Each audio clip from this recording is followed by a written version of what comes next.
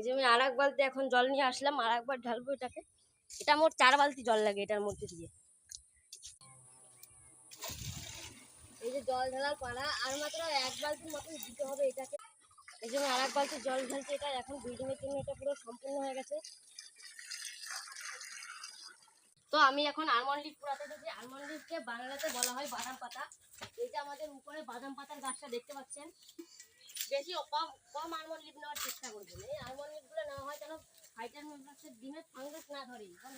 এখন বাদাম পাতাগুলো ধোয়ার ভীষণ জরুরি। এই বাদাম পাতাগুলোতে মাটি এবং অন্যান্য জীবাণু লেগে থাকে। আমি এখন বাদাম পাতাগুলো ধুয়ে নিচ্ছি।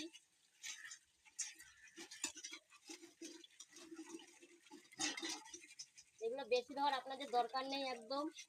তো এইগুলোতে বাদাম পাতা দেওয়া অনেকটাই জরুরি হয়। তখন বলতেছিলাম এতে জল না দিলে কালারটা আর ছোটে না বাদাম পাতা। এর উপরে আয়রন